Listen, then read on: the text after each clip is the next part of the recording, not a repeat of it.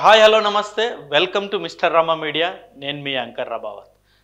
భూకంపమా అభూత కల్పమా అని చెప్పేసి ప్రస్తుతం నేను ఈ వీడియో చేయబోతున్నాను. అండ్ పూర్తిగా ఈ వీడియో ప్రస్తుతం వచ్చేసి తెలంగాణ రాష్ట్రానికి సంబంధించి ప్రస్తుతం జరుగుతున్న పరిణామాల మీద అంటే రీసెంట్గా వచ్చిన ఒక బ్రేకింగ్ న్యూస్ మీద నేను ఇప్పుడు ప్రస్తుతం ఈ వీడియో చేయబోతున్నాను. పూర్తిగా చూసి మీ అభిప్రాయాన్ని కూడా తప్పకుండా కింద కామెంట్ రూపంలో తెలియజేయండి. అండ్ ముందుగా నా ఛానల్ని మీరు ఎవరన్నా సబ్స్క్రైబ్ చేయని వాళ్ళు ఉంటే తప్పకుండా సబ్స్క్రైబ్ చేసుకోండి.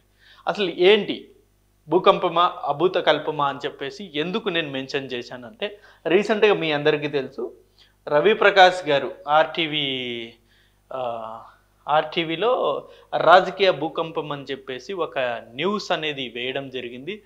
అందులో వచ్చేసి ఆయన క్లారిటీగా మెన్షన్ చేశారు. ఏమని మెన్షన్ చేశారు? ఇటు బీజేపీ అండ్ బీఆర్ఎస్ పార్టీ త్వరలో విలీనం కాబోతున్నాయి అని చెప్పేసి ఆయన క్లియర్గా మెన్షన్ చేశారు. అంటే ఢిల్లీ ఎలక్షన్స్ అయిపోయిన తర్వాత ఈ ఇరు పార్టీలు కూడా బీజేపీ బీఆర్ఎస్ పార్టీ విలీనం కాబోతున్నాయి అని చెప్పేసి సంచలనమైన బ్రేకింగ్ న్యూస్ అనేది ఒకటి వేశారు.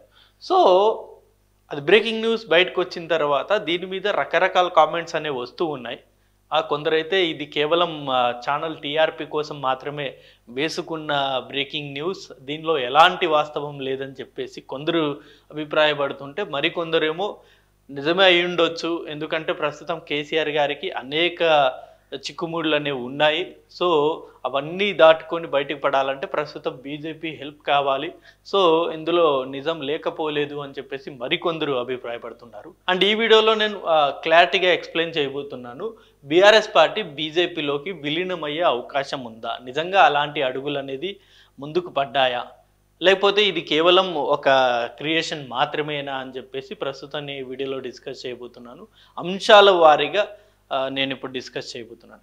ముందుగా రవిప్రకాష్ గారు మెన్షన్ చేసినట్టుగా బీఆర్ఎస్ పార్టీ ఎందుకు విలీనం అవుతుంది అని చెప్పేసి ఒకసారి మనం చూసుకున్నట్టయితే, బీఆర్ఎస్ పార్టీ పూర్తిగా దెబ్బతింది కాబట్టి సో ఆ దెబ్బతిన్న పార్టీ ఇప్పుడు కొంత బలపడాలంటే బీజేపీ సపోర్ట్ ఉండాలని చెప్పేసి కేసీఆర్ గారు భావిస్తున్నారు కాబట్టి బీజేపీలో విలీనం చేయబోతున్నారని చెప్పేసి చెప్పడం జరిగింది. అలాగే కేసీఆర్కు కేసుల భయం. సో ప్రస్తుతం కేసీఆర్ గారికి కేసులు వెంటాడుతున్నాయి కాబట్టి వాటి నుండి తప్పించుకోవాలి అంటే ఈ విలీనం ఒకటే మార్గం అని చెప్పేసి ఆయన భావిస్తున్నట్టు ఇక్కడ చెప్పిన మాట. కవితను బయటకు తీసుకురావడం, ఇది కూడా ఒక ప్రధానమైన అంశమే.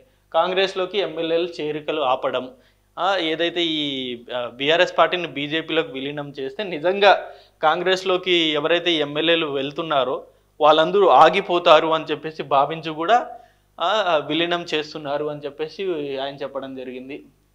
కేసీఆర్ బ్రాండ్ ఇమేజ్ బీజేపీ సొంతమవుతుంది. సో ప్రస్తుతం వచ్చేసి తెలంగాణలో కేసీఆర్ గారికి బ్రాండ్ ఇమేజ్ భారీగానే ఉంది. అంటే 10 ఏళ్ళు ముఖ్యమంత్రిగా చేశారు కాబట్టి ఆ పార్టీ అనేది చాలా స్ట్రాంగ్గా ఉంది. సో ఇది విలీనం చేస్తే బీజేపీ పార్టీ బలపడుతుంది కాబట్టి అదొక అడ్వాంటేజ్ అని చెప్పడం జరిగింది. దక్షిణాదిలో బలమైన పార్టీగా బీజేపీ, కేటీఆర్ హరీష్ రావుకు పదవులు, ఓడిపోయిన బలంగా ఉన్న బీఆర్ఎస్, ఎమ్మెల్యేలు పోయినంత మాత్రాన సో ఇవన్నీ ఈ అంశాల వారీగా 1, 2, 3, 4, 5, 6, 7, 8, 9, 10, 11 పాయింట్ల మీద నేను మీకు క్లారిటీగా వివరిస్తాను. నిజంగా ఈ విలీనం ఉంటుందా లేదా అని చెప్పేసి మీకే ఒక క్లారిటీ వచ్చేస్తుంది. సో మనం ఒక్కొక్క పాయింట్ గురించి మనం మాట్లాడదాం. ఫస్ట్ వచ్చేసి బీఆర్ఎస్ పూర్తిగా దెబ్బతింది కాబట్టి విలీనం దిశగా అడుగులేస్తున్నారు. నేను నిజంగా ఏ పార్టీ అయినా సరే ఎన్నికల్లో ఓడిపోయిన తర్వాత ఖచ్చితంగా ఆ పార్టీ మనుగడ అనేది ఉండాలి అంటే ఖచ్చితంగా కేంద్రంలో ఎవరో ఒకరి సపోర్ట్ అనేది ఉండాలి.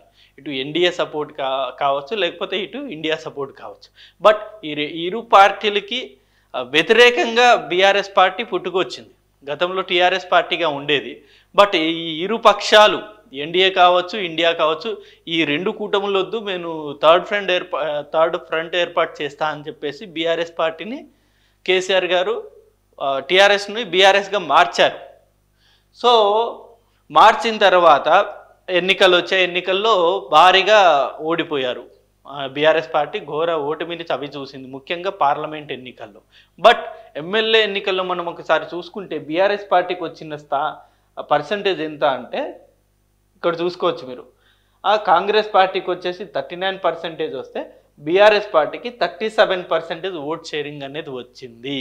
అంటే ఇక్కడ కేవలం 2 పాయింట్లు మాత్రమే ఇరు పార్టీల మధ్య తేడా, అంతే. కాంగ్రెస్ పార్టీకి కావచ్చు, బీఆర్ఎస్ పార్టీకి కేవలం 2% మాత్రమే తేడా ఉంది. 2% ప్రజలు మాత్రమే బీఆర్ఎస్ పార్టీకి వద్దనుకున్నారు. సో ఆ 2% వల్ల ఇప్పుడు ప్రస్తుతం వచ్చేసి కాంగ్రెస్ పార్టీ అధికారంలోకి వచ్చింది. సో పూర్తిగా దెబ్బతింది అని చెప్పేసి ఎందుకు భావిస్తారు వాళ్ళు ఎవరైనా సరే? అంటే పార్లమెంట్ ఎన్నికల్లో ఒక్క స్థానం కూడా రాకపోతే పూర్తిగా దెబ్బతిన్నట్టేనా? ఇది ఫాల్స్ స్టేట్మెంట్ కదా. ఎందుకంటే మనం చూసాం, ఇప్పుడు ఏ పార్టీ అయినా సరే ఇప్పుడు అధికారంలో ఉన్న పార్టీకే ఎవరైనా ఫేవర్గా ఓటు వేస్తారు తప్ప అధికారంలో లేని పార్టీ వైపు ఎందుకని మొగ్గు చూపుతారు? ఇప్పుడు స్థానిక సంస్థలు కావచ్చు, ఎంపీ ఎలక్షన్స్ కావచ్చు, మనం క్రిస్టల్ క్లియర్గా మనం ఒకసారి చూసుకున్నట్టయితే స్థానిక సంస్థ ఎన్నికల్లో ఖచ్చితంగా ఏ పార్టీ అయితే అధికారంలో ఉందో ఆ పార్టీ వైపే ప్రజలు మొగ్గు చూపుతారు. అదేవిధంగా ఇప్పుడు ప్రస్తుతం ఎంపీ ఎలక్షన్స్ కూడా అదే విధంగా జరిగింది. అప్పటికే కాంగ్రెస్ పార్టీ అధికారంలోకి వచ్చింది. ఆ కాంగ్రెస్ పార్టీ అధికారంలో వచ్చింది అండ్ సెంట్రల్లో బీజేపీ పార్టీ అధికారంలో ఉంది. సో ఇటు కాంగ్రెస్ పార్టీ అటు బీజేపీ పార్టీ రెండు అధికారంలో ఉన్నాయి కాబట్టి ఈ రెండిటికి మేము ఓటు వేస్తే ఖచ్చితంగా ఎంతో కొంత మాకు లాభం చేకూరుతుందని చెప్పేసి ప్రజలు భావించి ఆ ఇరు పార్టీలకి సరి సమానంగా సీట్స్ అనేది ఇవ్వడం జరిగింది. అంత మాత్రాన బీఆర్ఎస్ పార్టీ పూర్తిగా బలహీనపడింది అనుకుంటే మాత్రం అది రాంగ్ స్టేట్మెంటే అవుతుంది. సో కేసీఆర్కు కేసులు భయం అన్నారు. నిజంగా కేసీఆర్ గారి కేసులు భయం ఉంటే తెలంగాణ కొరకు ఇంత పోరాటాలు చేస్తారా? నిజంగా ఆయన ఎంత పోరాటాలు చేశారు ఒకసారి ఆయన గతం, ఆయన హిస్టరీ మొత్తం ఒకసారి మీరు చూడండి. ఇవాళ ఈ తెలంగాణ రాష్ట్రం ఫామ్ అయిందంటే అది ఖచ్చితంగా కేసీఆర్ గారి కృషి వల్లే. అందరూ యాక్సెప్ట్ చేస్తారు. ఓయూ వాళ్ళు కొట్లాడారు, మిగతా ఉద్యోగ సంఘాలు కొట్లాడారు, ప్రతి ఒక్కరు రోడ్డు మీదకి వచ్చారు. బట్ వీళ్ళందరినీ కలుపుకుంటూ ముందుకెళ్ళింది మాత్రం కేసీఆర్ గారు. సో ఇవాళ తెలంగాణ ఫార్మేషన్లో ఆయన పాత్ర అనేది ఖచ్చితంగా మొదట్లోనే ఉంటుంది, మొదటి వరుసలోనే ఉంటుంది. సో అలాంటి కేసీఆర్ గారు, గతంలోనే భయపడిన కేసీఆర్ గారు ఇప్పుడు కేవలం ఈ రేవంత్ రెడ్డి గారి కేసులు పెడతారనో లేకపోతే బీజేపీ పార్టీ కేసులు పెడతారనో అలా భయపడుతున్నారనుకుంటే మాత్రం అది భ్రమనే. ఆయన నిజంగా భయపడే రకమే అయితే గతంలో ఎన్నోసార్లు ఇలాంటి సంక్షోభాలు ఆయన చూశారు, అప్పుడే ఆయన భయపడలేదు. ఇప్పుడు సోనియా గాంధీ గారికి ఆపోజిట్గా వెళ్ళినప్పుడే ఆయన భయపడలేదు. సో అలాంటి కేసీఆర్ గారు ఇప్పుడు కేవలం ఏదో ఈ ఎలక్ట్రిసిటీ సంబంధించి ఒక కుంభకోణం బయటకు వచ్చిందనో లేకపోతే కాళేశ్వరంలో ఏదో జరిగిపోయిందనో ఇలాంటి అనేక భయపెట్టే అంశాలు ఆయన దగ్గరకు వచ్చినా నిజంగా ఆయన భయపడే రకమైతే కాదని నా భావన. సో కేవలం ఈ కేసుల కొరకు భయపడి ఆయన పార్టీని, అంత పెద్ద పార్టీని బీజేపీ పార్టీకి సరెండర్ చేస్తారా? ఇప్పుడు బీఆర్ఎస్ పార్టీ అంటే ఎంత పెద్ద పార్టీ, అసలు పల్లెల్లో ఇప్పటికీ స్టిల్ 50 to 60% ఓట్ బ్యాంకింగ్ కలిగి ఉన్న ఏకైక పార్టీ బీఆర్ఎస్ పార్టీ మాత్రమే. సో అలాంటి పార్టీ అంత ఈజీగా బీజేపీలోకి విలీనం అవుతుందా? ఇది నిజంగా హాస్యాస్పదం. నిజంగా విలీనం అవుతుందంటే కవితను బయటకు తీసుకురావడం. ఇప్పుడు కవిత గారు 145 days అయిపోయింది, కంప్లీట్గా వస్తుంది. కవిత గారు ఇప్పుడు ప్రస్తుతం జైల్లోనే ఉన్నారు. లిక్కర్ స్కామ్లో ఆమె ఇరుక్కున్నారు. సో కేవలం లిక్కర్ స్కామ్లో కవిత గారిని బయటికి తీసుకురావడం వల్ల ఎంత పెద్ద పార్టీని, ఇంతమంది నాయకుల్ని, పార్టీని నమ్ముకున్న కార్యకర్తలను అందరిని తీసుకెళ్ళి బీజేపీలో కలిపేస్తారా? నిజంగా నమ్మేలా ఉందా? కేవలం ఒక్క కవిత కోసం ఇంత పెద్ద పార్టీని నిజంగా విలీనం చేస్తారా? సో నేనైతే అది చేయరని అనుకుంటున్నాను. ఎందుకంటే ఇప్పుడు ఓడిపోయినంత మాత్రాన ఖచ్చితంగా ఆ పార్టీ ఇక ఉండదు, ఇక ఆ పార్టీ వీక్ అయిపోయింది అనుకోవడం నిజంగా భ్రమ. గతంలో మనం చూసాం ఆంధ్ర రాష్ట్రంలో ఏమైందో. ఇప్పుడు సాక్షాత్తు చంద్రబాబు నాయుడు గారే జైలుకి వెళ్ళారు కదా, చంద్రబాబు నాయుడు గారే జైలుకి వెళ్ళారు. అసలు అనేక సంక్షోభాన్ని టీడీపీ పార్టీ ఎదుర్కొంది. కేవలం 23 స్థానాలు మాత్రమే లాస్ట్ టైం టీడీపీ పార్టీకి వచ్చింది. అలాంటి టీడీపీ పార్టీ ఇవాళ అధికారంలోకి వచ్చింది. భారీ మెజార్టీ తోటి అధికారంలోకి వచ్చింది. సో అనేక సంక్షోభాలు టీడీపీ ఎదుర్కొన్నట్టే ప్రస్తుతం వచ్చేసి బీఆర్ఎస్ కూడా అనేక సంక్షోభాలను ఎదుర్కొంటుంది. అందులో ఒకటి కవిత గారి అరెస్ట్. సో కేవలం కవిత గారిని అరెస్ట్ చేశారు, ఆమెను బయటికి తీసుకురావడం వల్ల ఆమెకు బయటికి తీసుకురావాలంటే విలీనం చేస్తేనే బయటకు వస్తుంది అనుకుంటే ఖచ్చితంగా కేసీఆర్ గారు ఆ దిశగా అడుగులు వేయరు. ఎందుకంటే ఏ రోజైతే కవిత గారి మీద ఈ ఇష్యూ అనేది బయటకు వచ్చిందో, కవిత గారి పేరుని ఎప్పుడైతే వీళ్ళు చేర్చారో ఆ చేర్చిన రోజే ఖచ్చితంగా కేసీఆర్ గారు వెళ్ళి మోదీ గారిని కలిసి ఉండేవారు. నిజంగా ఒకవేళ కవిత గారిని ఈ కేసు నుండి తప్పించాలనుకుంటే ఖచ్చితంగా ఆ రోజే ఏదో ఒకటి చేసి కవిత గారి పేరు తప్పించేలా ఆ ప్రయత్నాలు చేసేవారు. బట్ ఆయన ఎలాంటి ప్రయత్నాలు చేయలేదే. సో అప్పుడే ఆయన కవిత గారిని బయటికి తీసుకురాలేదు, అప్పుడే అలాంటి ప్రయత్నాలు చేయలేదు.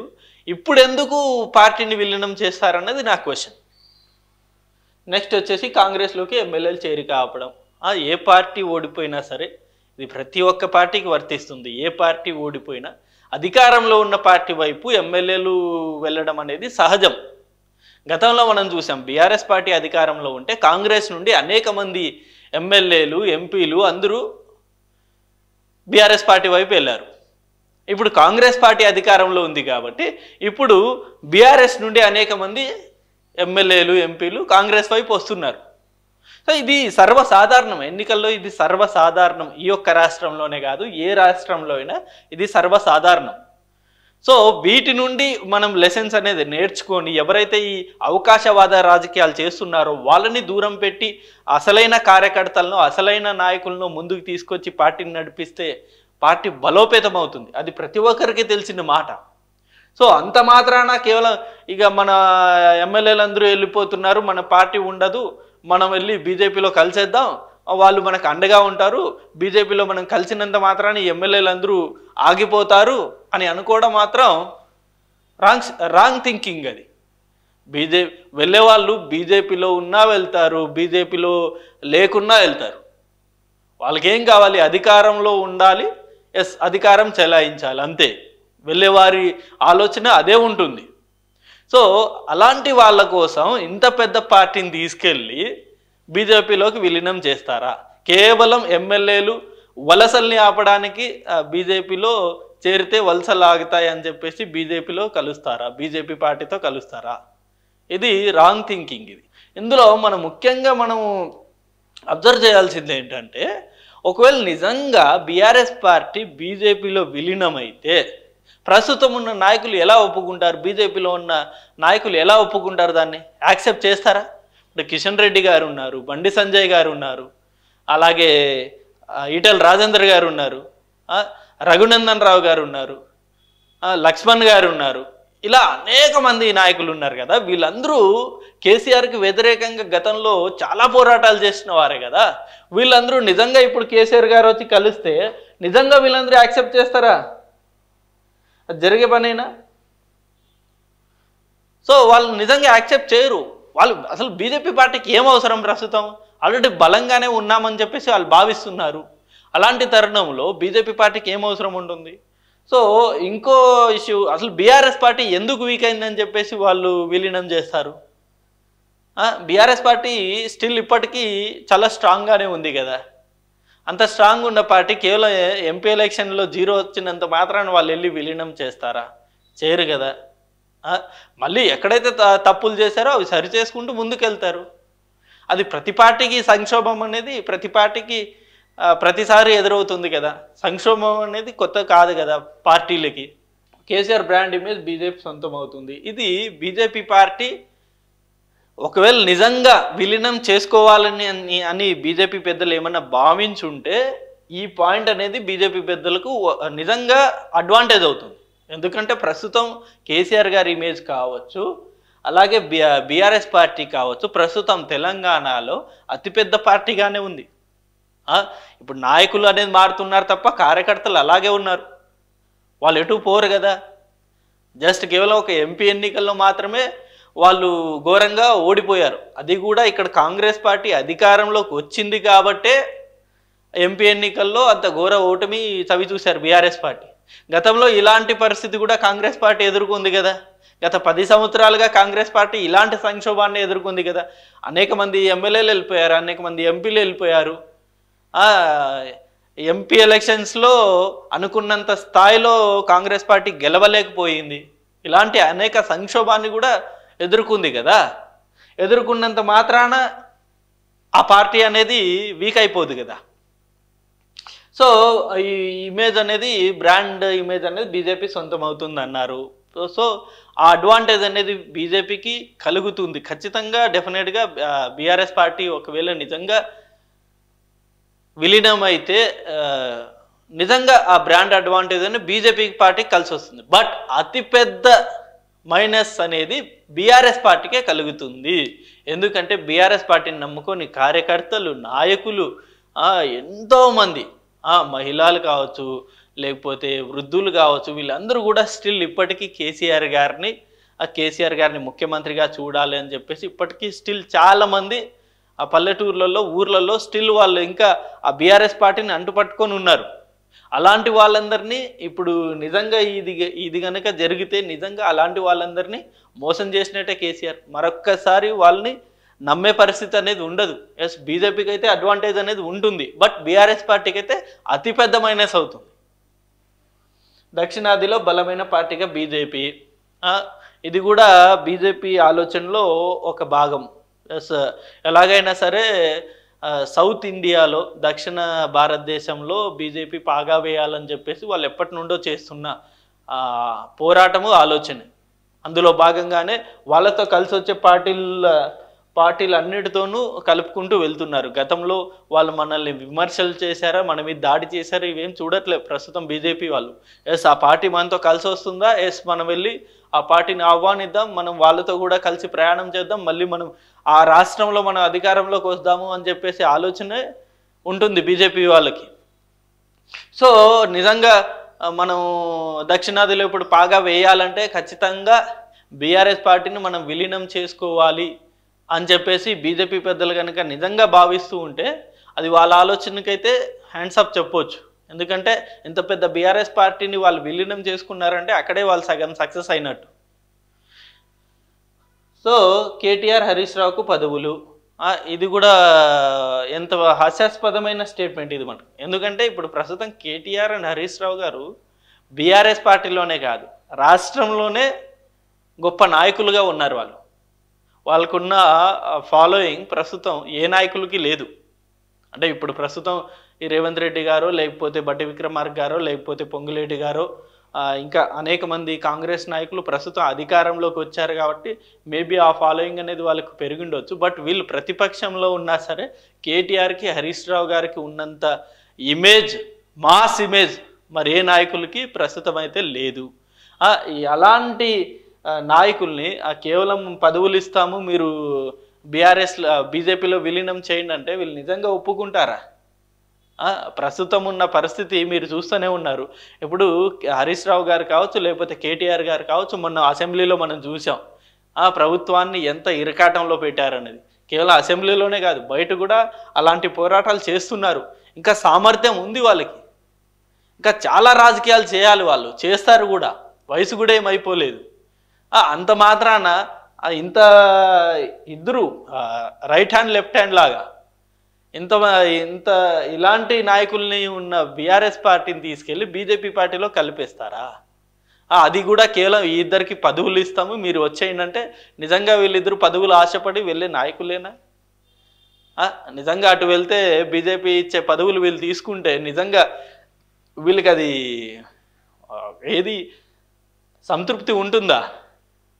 అంటే నేనైతే అనుకుంటున్నా అలాంటి ఆలోచనే రాదు అసలు కేటీఆర్ గారికి, హరీష్ రావు గారికి. They are against Congress, they are against BJP, అంతే. ఓడిపోయిన బలంగా ఉన్న బీఆర్ఎస్, నేను ఇందాక అదే చెప్పాను. బీఆర్ఎస్ పార్టీ ఘోరంగా ఓడిపోయింది పార్లమెంట్ ఎన్నికల్లో. ఎస్, ప్రతి ఒక్కరు ఇది యాక్సెప్ట్ చేస్తారు. ఈవెన్ బీఆర్ఎస్ నాయకులు కూడా యాక్సెప్ట్ చేశారు. మొన్న కేటీఆర్ గారు కూడా ఇదే అన్నారు. ఎస్, మేము ఘోరంగా ఓడిపోయాం, ఎక్కడో తప్పు చేసాం, బట్ ఆ తప్పుని రెక్టిఫై చేసుకొని మళ్ళీ మేము బౌన్స్ బ్యాక్ అవుతామని చెప్పేసి అసెంబ్లీ సాక్షిగా కేటీఆర్ గారు చెప్పిన మాట ఇది. ఎస్, ప్రతి పార్టీకి ఓటమి అనేది తప్పదు. ఓటమి లేని పార్టీ భారతదేశంలో ఏదన్నా ఉంటే ఇట్టే మీరు కామెంట్ అనేది చేయండి. మీరు నిజంగా ఓటమి లేని పార్టీ ఏది కూడా లేదు. మనం చూసాం 151 స్థానాలు వచ్చిన వైఎస్ఆర్సీపీ పార్టీ ఎంత ఘోరంగా ఓడిపోయిందో మనం అందరూ చూసాం. అలాగే 23 స్థానాలున్న టీడీపీ పార్టీ ఇప్పుడు ఎలా అధికారంలోకి వచ్చిందో కూడా మనం చూసాం. అలాగే గతంలో కాంగ్రెస్ పార్టీ ఏ స్థాయిలో ఉండే, ఈరోజు కాంగ్రెస్ పార్టీ ఎలా అధికారంలోకి వచ్చిందో మనం చూసాం. ఇలాంటి అనేక సంక్షోభాల్ని మనం చూసాం కదా. ఇలా అనేక సంక్షోభాల్ని చూసాం. మనం చూసిన తర్వాత కూడా ప్రస్తుతం ఉన్న పరిస్థితులు దృష్ట్యా ఇప్పుడు విలీనం అంటే ఎలా నమ్మాలి అసలు? అంటే బీఆర్ఎస్ పార్టీ సంక్షోభాన్ని ఓవర్టేక్ చేయదనుకుంటున్నారా? నిజంగా ఖచ్చితంగా ఓవర్టేక్ చేస్తుంది. కేసీఆర్ గారు ఆ దిశగా అడుగులు వేస్తున్నారు. ఆల్రెడీ మీరు చూశారు. ఆల్రెడీ కేసీఆర్ గారు, కేటీఆర్ గారు, హరీష్ రావు గారు ఆల్రెడీ జనాల్లో తిరుగుతున్నారు. కేటీఆర్ గారు ఏదైతే ఈ నిరుద్యోగులు ఉన్నారో వాళ్ళు గతంలో ఈ నిరుద్యోగుల వల్లే చాలా ఎఫెక్ట్ వచ్చింది బీఆర్ఎస్ పార్టీకి అని చెప్పేసి భావించి ఇప్పుడు నిరుద్యోగుల తరపున పోరాటాలు చేస్తున్నారు ఆయన. సో అంత మాత్రాన బీఆర్ఎస్ పార్టీ వీక్ అయిపోయింది అని చెప్పేసి అనుకోవడం మన మూర్ఖత్వమే. ఓడిపోయినా సరే ఇప్పటికీ స్టిల్ ఓట్ బ్యాంక్ అనేది స్థిరంగా ఉంది. తెలంగాణలో ఇప్పుడు ప్రస్తుతం కాంగ్రెస్ తర్వాత అంత బలంగా ఉన్న పార్టీ ఏదైనా ఉంది అంటే అది బీఆర్ఎస్ మాత్రమే. ఇప్పుడు బీఆర్ఎస్ వెళ్ళి బీజేపీలో కలిస్తే బీజేపీ బలపడుతుంది తప్ప బీఆర్ఎస్ పార్టీ అనేది కనుమరుగవుతుంది. సో ఇది మాత్రం అంటే ఏదైతే ఈ స్టేట్మెంట్ ఉందో విలీనం స్టేట్మెంట్ అనేది మాత్రం చాలా రాంగ్ అనే నాకు అనిపిస్తుంది. ఎమ్మెల్యేలు వీడిపోయినంత మాత్రాన పార్టీ వీక్ అవ్వదు. నేను ఇందాక అదే మెన్షన్ చేశాను. ఇవన్నీ కూడా ఎమ్మెల్యేలు వెళ్ళిపోయినంత మాత్రాన నిజంగా బీఆర్ఎస్ పార్టీ వీక్ అయిపోతుందంటే అసలు అది నమ్మలేని స్టేట్మెంట్. ఎందుకు? గతంలో కాంగ్రెస్ పార్టీ నుండి అనేక మంది ఎమ్మెల్యేలు బీఆర్ఎస్లోకి వెళ్ళారు. అయినంత మాత్రాన కాంగ్రెస్ పార్టీ వీక్ అయిపోయిందా? లేదు కదా. మళ్ళీ కింది స్థాయి నుండి వాళ్ళు డెవలప్ చేసుకోగలిగారు, ఇవాళ అధికారంలో ఉన్నారు. ఎక్కడైతే గతంలో ఎక్కడైతే కాంగ్రెస్ పార్టీలు తప్పులు చేసిందో అవన్నీ రెక్టిఫై చేసుకుంటూ ముందుకెళ్ళారు, వాళ్ళు సక్సెస్ అయ్యారు. అలాగే బీఆర్ఎస్ పార్టీ కూడా ఇప్పుడు ప్రస్తుతం ఎమ్మెల్యేలు వెళ్ళిపోయినంత మాత్రాన వాళ్ళకు వచ్చే నష్టం ఏమి ఉండదు. మళ్ళీ వాళ్ళు ఏవైతే ఈ తప్పులు ఉన్నాయో మళ్ళీ రెక్టిఫై చేసుకొని మళ్ళీ ముందుకెళ్తారు. ఖచ్చితంగా మళ్ళీ అధికారం దిశగా వాళ్ళు అడుగులు వేస్తారు. మోడీపై పోరాటమే కేసీఆర్ లక్ష్యం.